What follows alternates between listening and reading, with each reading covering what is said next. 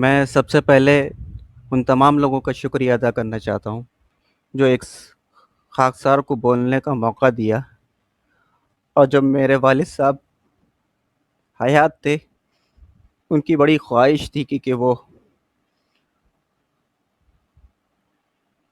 ان کی خواہش تھی کہ وہ بھی کوئی میرا ایسا ایک فرزند جو ہے میرے ہی نقش قدم پر چلے۔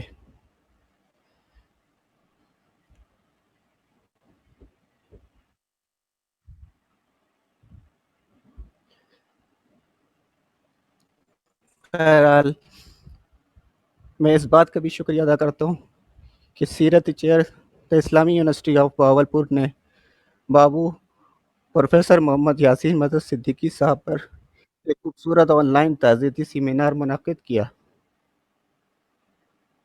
اور مجھے اس بات کا بھی فخر ہے کہ میں یاسین مدد صدیقی صاحب کا فرزند ہوں اور ہمیشہ رہے گا۔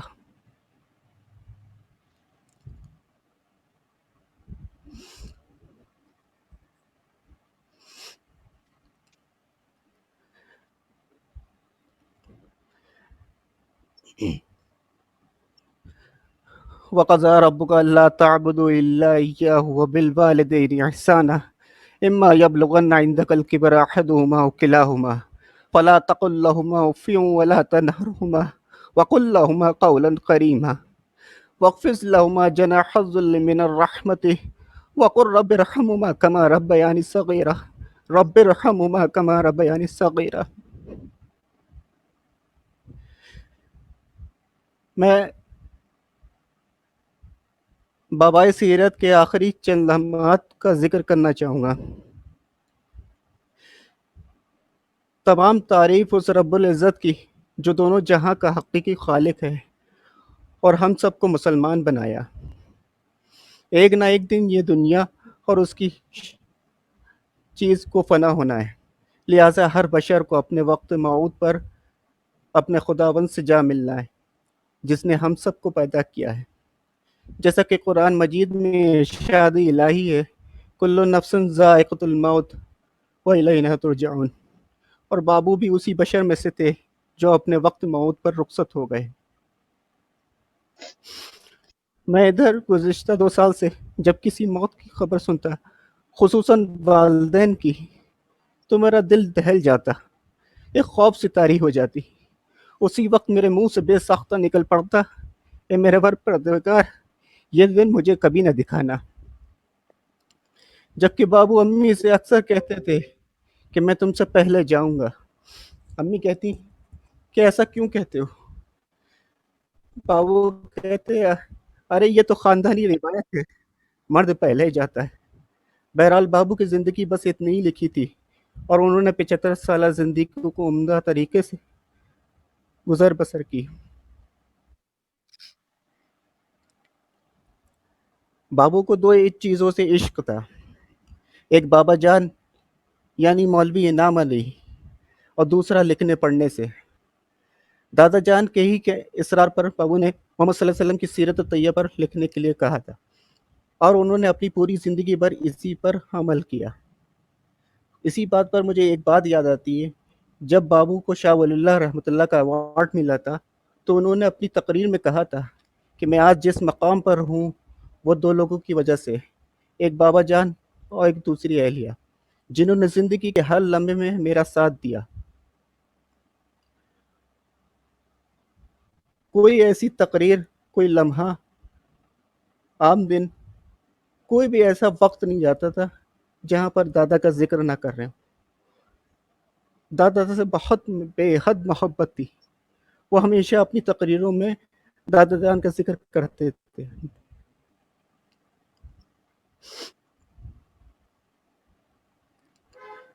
بیماری کے ایام، بابو کی طبیعت 14 جون سے خراب ہونا شروع ہو گئی تھی۔ ان کو ہمیشہ پیٹ کی شکایت رہتی تھی، جب وہ اپنے کھانے پینے کی صحت کا بھرپور خیال رکھتے تھے۔ ان کے ہر کام وقت پر ہوتے اور بہت آرام اور سلیقے سے کرتے تھے۔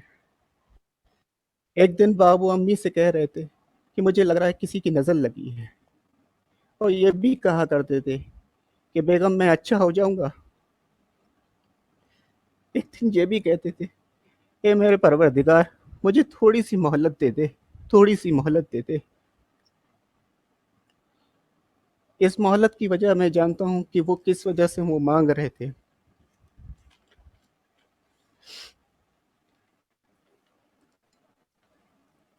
بہرحال بابو کو ڈاکٹر، حکیم، ہومیوپیتھک وغیرہ کی بھی دوائیاں کھائیں، لیکن ان کو آرام نہ مل سکا۔ وہ ہمیں پریشان رہے۔ ایک دن 23 اگست کی رات جب امی میرے پاس آئیں اور کہا عرفی بابو کی طبیعت ٹھیک نہیں ہے، امی رو رہی تھیں اور ان کا چہرہ کچھ اور ہی ظاہر کر رہا تھا، کیونکہ اس سے پہلے بابو نے امی سے کہا کہ بیگم، میں اللہ میاں کے پاس جا رہا ہوں۔ اسی کے بعد میرے امی میرے پاس آئی تھیں۔ میں نے جا کر کے پوچھا، بابو کیا بات ہے؟ بابو بولے، بیٹا پورے جسم میں درد ہو رہا ہے۔ اس وقت بابو کی حالت بہت نازک تھی، درد شدید تھا، بار بار کرانے کی آواز نکل رہی تھی۔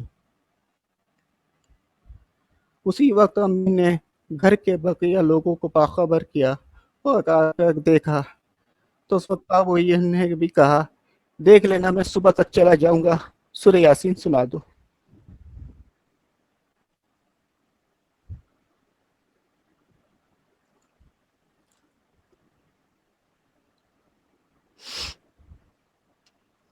اس وقت امی نے بڑے بھائی سے کہا کہ بابو کو کسی اچھے ہاسپٹل میں دکھاؤ۔ 25 اگست سے ان کا علاج شروع ہوا۔ پھر اس ہاسپٹل میں دکھایا، ultrasound, blood test, C T scan وغیرہ وغیرہ ٹیسٹ ہوئے۔ ڈاکٹر صاحب نے شروع ہی میں دیکھتے ہی بابو کی بیماری کی اطلاع دے دی تھی۔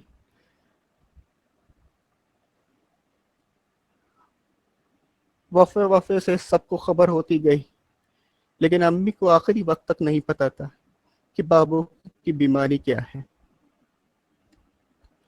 29 اگست کے بعد سے بابو کی طبیعت حالت دن بدن گرتی چلی گئی۔ دن گزرتا گیا اور وہ قیامت کا دن آ گیا۔ 15 ستمبر 12:15 پر اس دار فانی سے رخصت ہو گئے۔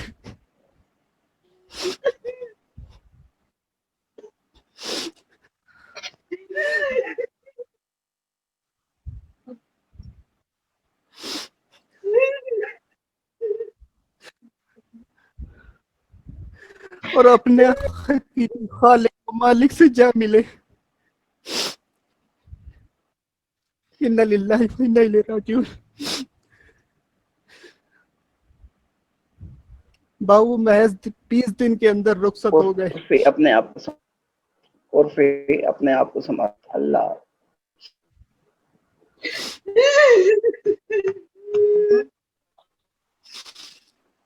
جبکہ وہ اکثر کہا کرتے تھے، اے اللہ کسی کا محتاج نہ بنانا، ایسے ہی چلتے پھرتے اٹھا لینا، اور اللہ نے ان کی دعا قبول کر لی۔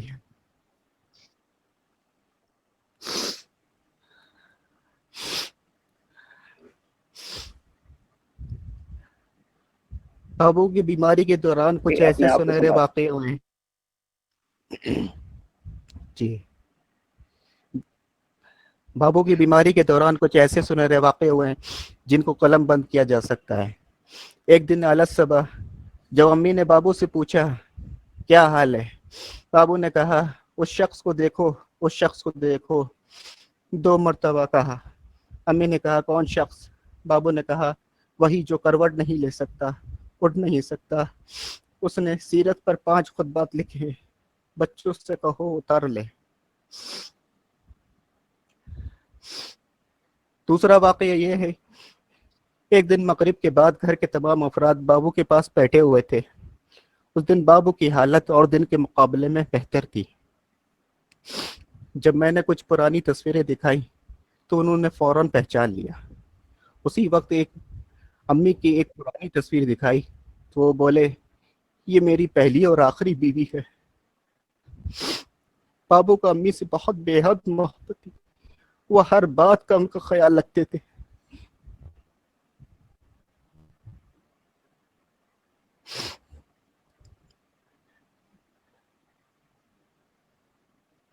اس بات کا اندازہ لگایا جا سکتا ہے کہ बाबू की याददाश्त आखिर वक्त तक बहुत अच्छी थी, सबको वो पहचान रहे थे और वो आखिर तक नमाज भी पढ़ते रहे। जब वो उनको याद आ जाता तो वो नमाज के लिए बेफिक्र हो जाते थे। एक दिन जब हम लोग हॉस्पिटल लेके जा रहे थे तो कार में बैठे हुए थे तो उनकी नज़र अपनी घड़ी पर पड़ी और कहने लगे, लगता है घड़ी भी मेरी नफ्स के साथ चलती है, बंद हो गई।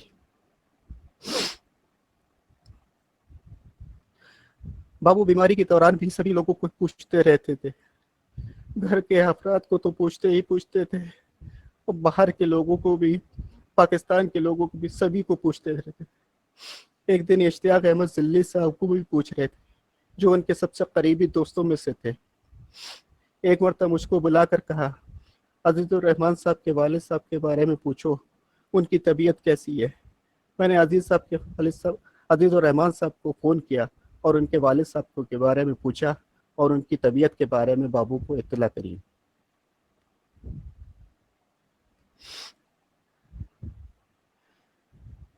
मैंने बाबू के आखिरी अय्याम को देखा है, वो 20 दिन का मंजर मैं कभी नहीं भूल सकता। वो आखिरी अय्याम में बच्चों जैसी हरकतें करने लगे थे। उनके आखिरी कुछ अल्फाज ऐसे थे, देखो मेरा सर फटा जा रहा है, करवट दिला दे, बाल खींच और जोर से खींच, सुला दे मुझे, अरे मुझे सुला दे, नींद नहीं आ रही। क्या मालूम था कि वो हमेशा के लिए सो जाएंगे।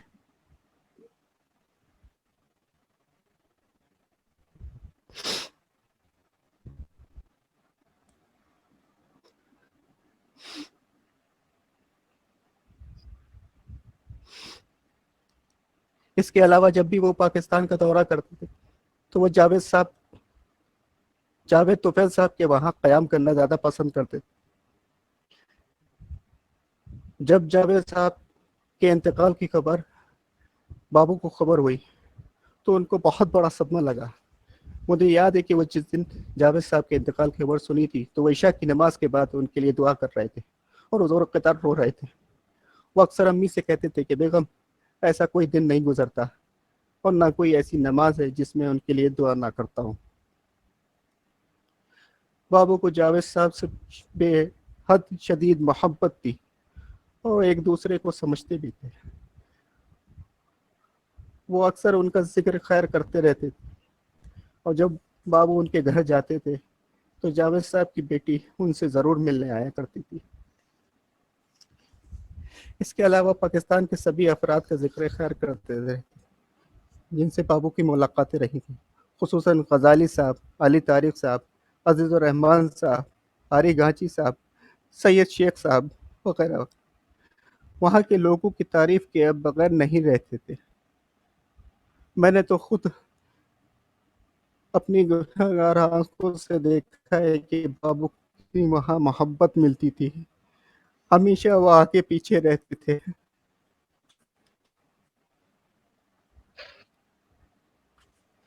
बाबू अक्सर कहते थे कि जब हिंदुस्तान में मेरी मोहब्बत का कोटा कम हो जाता है तो वो पाकिस्तान चले जाते थे।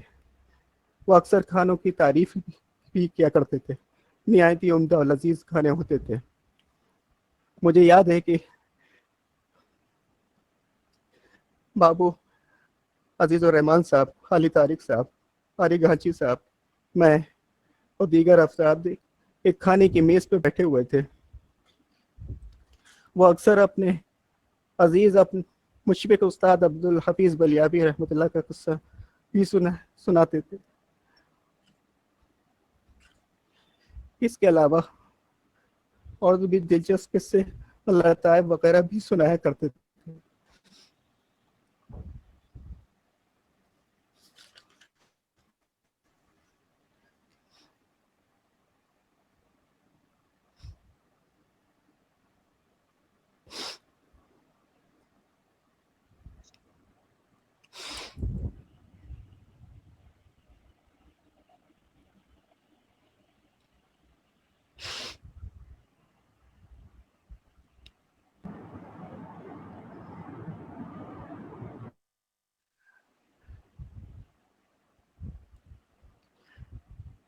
बहरहाल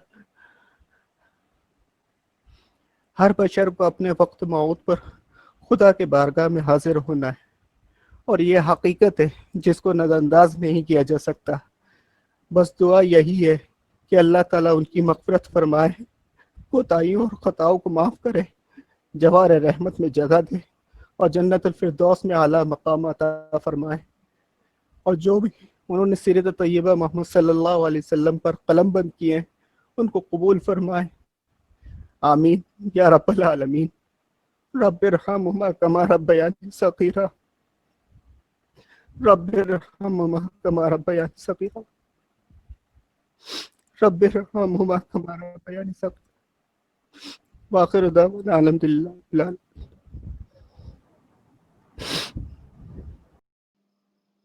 बहुत बहुत शुक्रिया ब्रदर अजीज़ अहमद यमीन साहब।